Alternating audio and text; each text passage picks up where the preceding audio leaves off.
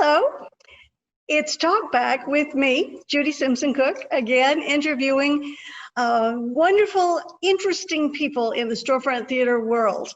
My guest today is someone special to me because I have known him for a very, very long time, and he's wonderfully talented in areas beyond the stage and the screen.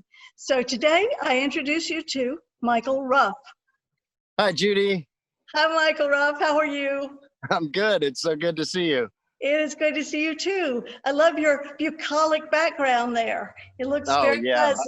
Yeah, I go for the nature thing as often as possible. Oh, that's good. That's very good. Well, I said that I've known you for a very long time. We were talking yesterday. How old were you when we met? I think we decided 12. That's about right, I think. Yeah. We were doing a show with Steve Umberger. Hello, Steve Umberger, if you're listening, the Diviners. And Michael was in it. He played it, the lead child, and he was so good. He was just wonderful. So I want to know, where you got wonderful? Was that your first theatrical experience, or had you been doing plays before? No, I had done a couple plays in school, in grade school. The first one I ever did was You're a Good Man, Charlie Brown. And I was supposed to be the understudy for Charlie Brown, but I ended up getting thrust into the role and discovered that I loved it. You know, it's like that instant feedback with the audience gives an instant gratification. So this was a question I was going to ask a little later on, but I'm going to bump it up. You've also done a lot of screen work. How do you compare those two in terms of satisfaction and how you enjoy doing one as opposed to the other? They both have their challenges and their rewards. It takes a different set of tools in the toolbox, really. Screen is very introverted, so I'm a very extroverted person and real big naturally, so I find myself having to tone things down a little bit, you know, to stay in that realm of believability, because people just wouldn't believe that people would act like I do. So on stage, however, I could just really project it and let it out. And so that always came really easy. Do you recall what your first role was as an adult on stage? As an adult? Well, am I an adult yet, really? Well, we could argue that for a while. I don't know that I qualify either. Let's see. I would say truly as an adult, the first opportunity that I had to work was with Charlotte Rep and Wit with Steve Umberger again. You know, he's been a big influence in my life and in my career. It's a question I should ask everybody. Who's been the biggest influence in your acting life? Yeah, and you're saying Steve Umberger. He's definitely one of the best Steves I ever worked with. Well, I have that in common with you, Steve Umberger and Terry Laughlin, the late Terry Laughlin. And also I had a marvelous time working with Lon Baumgartner in one of my plays. Oh, yeah. So I've had some good folks to work with, as I know you have, working in this area. Yes, ma'am. Do you have a favorite role that you've played? On screen or on the stage? Yeah, I think probably working in Lincoln was my favorite role. So. Oh yes. And who did you play? I played Harold Hollister, which was one of the congressmen, and I've got some scenes with James Spader and some scenes in Congress when things are going crazy. And the best part was having an opportunity to work with Steven Spielberg. Oh yeah, I guess so. I have sort of a crush on James Spader, so I'm envious of that part too. Yeah, he was fun to work with. I can just imagine. So there's also another one that you made on AMC about Spies, Washington Spies, Revolutionary War. Is that when that's set? Right. Turn, Washington Spies. Right. I played a henchman to the main bad guy, so I ended up with like 5 episodes in that. It was really fun. I end up in a lot of period pieces, Civil War films and Revolutionary War films, and well, you grow a very distinguished beard. Thank you, I think. You're welcome. It's certainly intended as a compliment.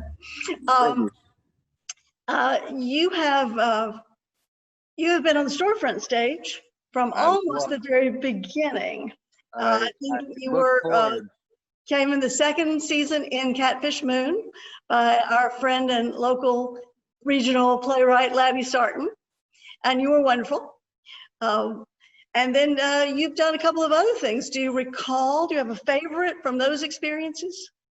Boy, I love working with storefront theater. Every time I get the chance. In fact, I get jealous every time you do something and I'm not in it. You know, I get disappointed.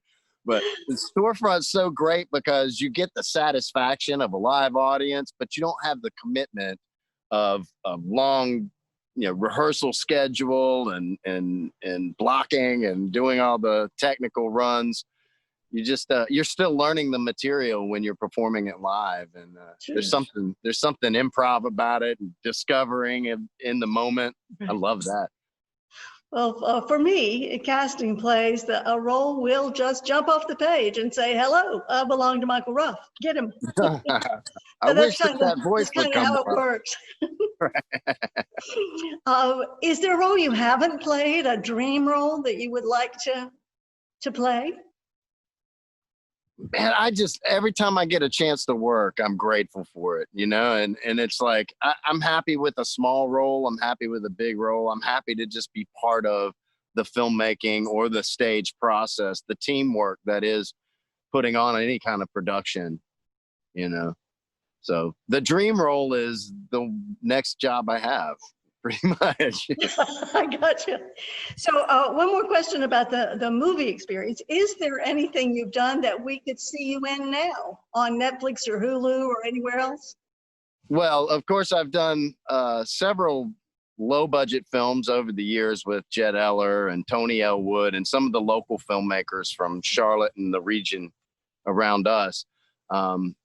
We've got a film coming out. Hopefully it'll be coming to Netflix very soon. It's called Skate Shop the Movie, and I had the opportunity to play a lead in that. Is an old guy that runs a skate shop that's going downhill fast, and the kids at the skate shop all joined together to try to save it. And so we just kind of wrapped that right before COVID, and actually had to pick up a couple safety shots during masking and all of that stuff. So that's different, but it looks good. Like, we may sell the film. And so hopefully you'll be able to see that very soon on Netflix. I'd like to. I'm sad to say that we've both reached the codger and biddy age, haven't we? I guess so, yeah. Well, working old is better than not working at all, isn't it? That's right. Yeah, that's exactly right. Well, now, as I understand it, you have moved from Charlotte, and that those trees blowing beautifully in the wind behind you are from Hamlet. They are from Hamlet. I'm out in the eastern part of the state now, halfway to Wilmington, hoping that the Wilmington market picks up again. Oh, so do I. I've heard talk that it might be, but not sure. Would it be too nosy to ask you why you moved to Hamlet? No, sure. I moved out here because I found some property that I could afford, and it's got a couple rental places that I'm fixing up to get them ready to rent, and so it was some new opportunities. I had to get away from Charlotte, and a lot of that was the breaking up of my last relationship and my ex-wife, and a lot of sad and grief, sometimes you have to, you can't heal where you got sick, sort of. So it was a long grieving process for me. And so moving was part of that. I understand that. So I guess my most important question is, does the passenger train still come through there now? Not as often, but you still hear the train in the distance. Yeah. I've caught the passenger train there before. It's a relic of the past now, I'm afraid. Yeah. Yeah. It is a museum. So, what you were saying about rental properties and fixing up and all that reminds me that you work as a carpenter, as a painter. Thank God. Tell us about that. Well, I had worked as a carpenter and painter, had a little paint crew together, and we worked up until 2008 or 9 when the economy fell apart. And then I really started focusing on doing more acting and film work and picking up more side jobs. And my hands had started to get a lot of neuropathy. I had some problems with discs in my back. And so, long story short, I had several surgeries, and my hands are a lot better now. So I've in this age of COVID, when all the gig work has gone away, I've been able to rediscover the carpentry and painting as a good hustle. We should discover some painting around here, but it's too hot. Let me know. It's just too hot. Now, there's another avenue that you pursue, and I've always been interested in this, but never really had a chance to ask you much about it. I hear you're a rock hound. Oh my gosh, I love that. Yeah. Please tell me all about that. Well, it started out as a kid. I was hunting gold in the creeks. I had discovered in like 4th grade that North Carolina was the first gold rush in the United States. And so I remember taking the cereal bowl down into the creek behind the house and trying to pan, you know. So that sparked a lifelong like desire to search for treasure, I guess. And eventually I found, you know, crystals, and then started discovering that there was corundum and sapphires and rubies and emeralds in North Carolina. So started going to the national forests and chasing those down. And wow, that's a lot of fun. I've spent a lot of time in the woods hunting rocks. Well, is there any profit in that? Do you do it at all for, I mean, can you sell the rocks you find, or? Well, absolutely. You know, I've sold a bunch of my gold, but generally by the time you find a gem grade stone, it's so hard to sell that sucker because it takes a lot of work to find one that's gem grade, you know. Yeah. So sure, it has value, but it's probably got more value to me. Well, if somebody wanted to get started doing that, if you've sparked their interest, where should they start? I would look in, there are some books that have been published that show some of the old mines in North Carolina and some of the rock hounding locations in the Southeast.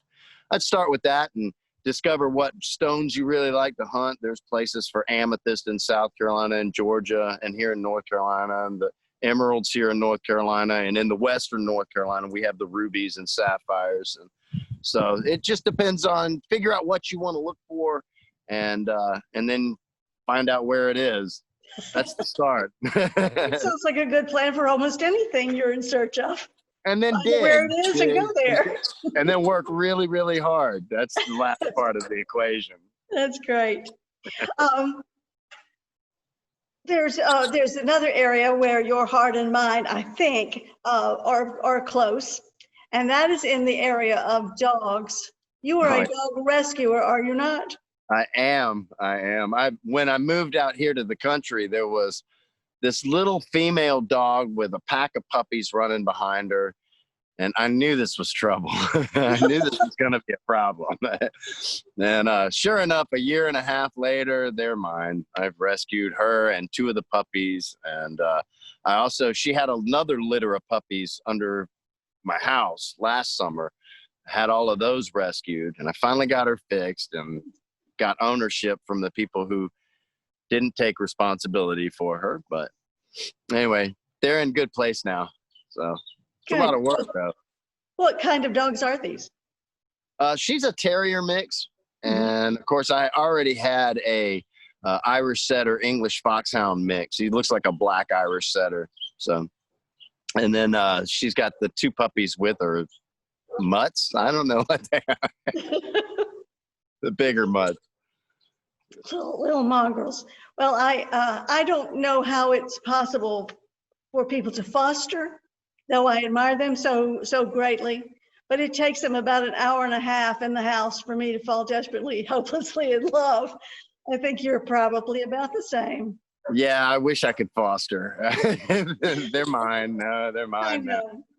Well, we've talked about it because you reach a point that you are, as I say, a biddy, and you don't have a zillion years left, and you think, well, if I fostered, you know, but still, I'd still have to give them up. I don't know how I could do that.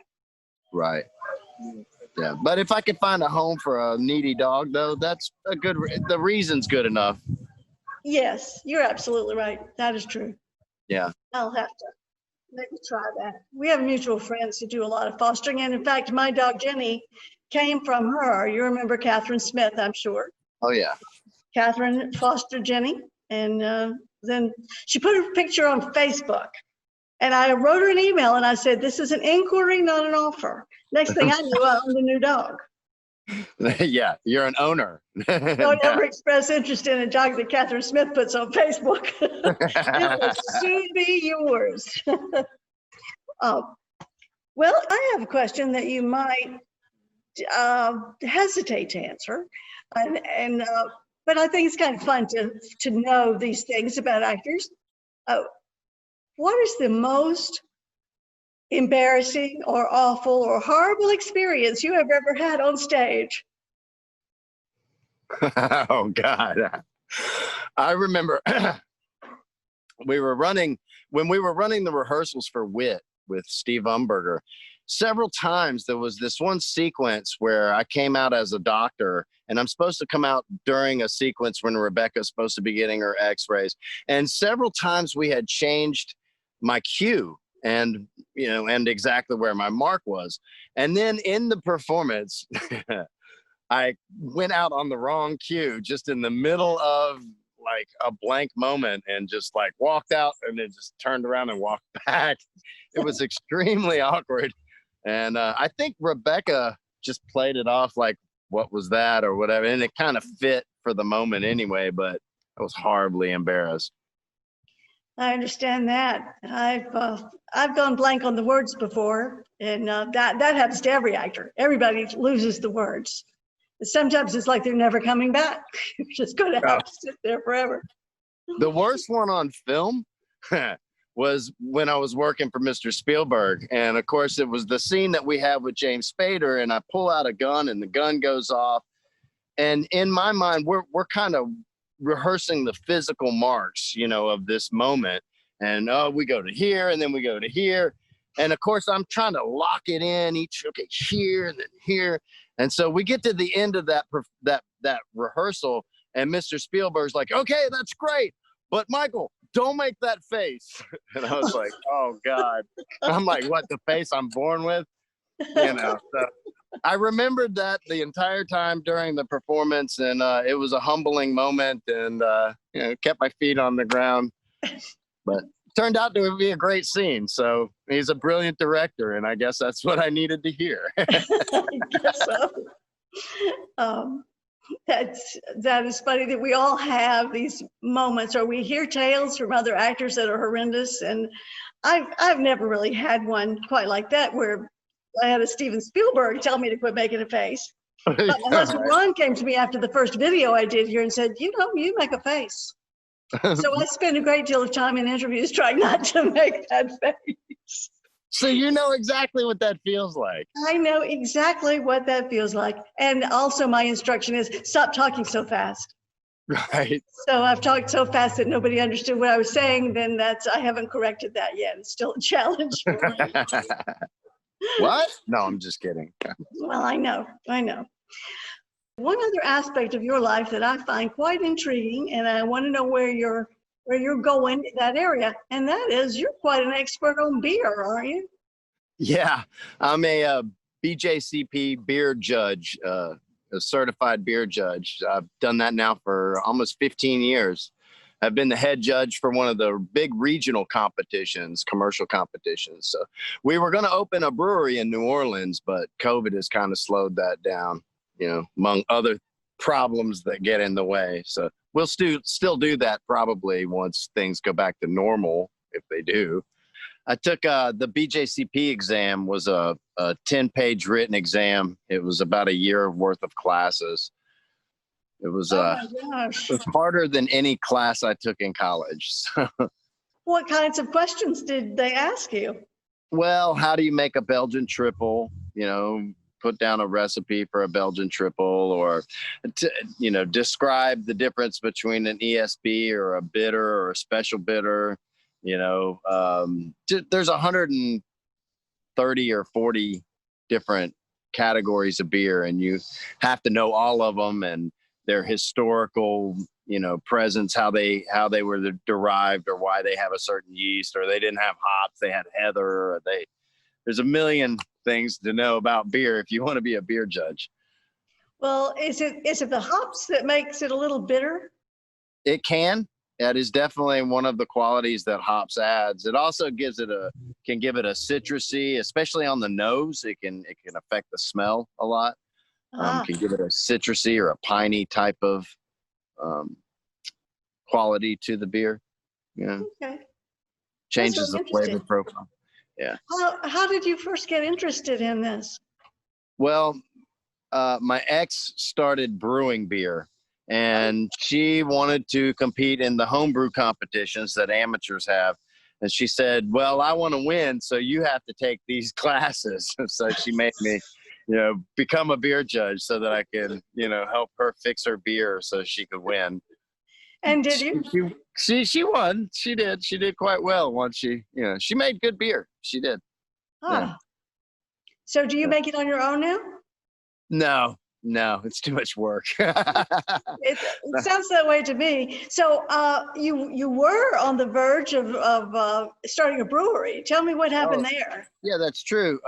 Well, we had bought a building and we had some partners, and they were a couple, and they dissolved. And so there was just a lot of obstacles in the way, and then COVID hit. So I think now we're in just kind of get our money back together and wait and see what happens. Well, now, this is New Orleans, right? Correct. Yeah, we're going to open that in New Orleans. We probably will still do it once things go back to normal. And do you intend to move there? I'll probably have to move there at least short term for a year or two. I just don't want anything to interfere with my being able to book you at Storefront Theater. Oh, well, I would always have my flexibility to go and work acting projects. But is it long distance to be flexible, Michael? Storefront will always be a priority, Judy. Very good. Very good. I'm glad to know that I'm going to start picking out things just suited to you. Perfect. In fact, I have something in mind right now. Okay, I'll be in touch. Please. Well, I do think that we have at last covered the territory. Unless there's anything else you want to say, any other thoughts? I think we've covered everything interesting about me, if there is anything. Doubt that very seriously, but it sure has been a pleasure talking with you, and I will hope to do it again before very long. So thank you so much. Great. Thank you. And thank you, Judy. We'll see you soon, I hope.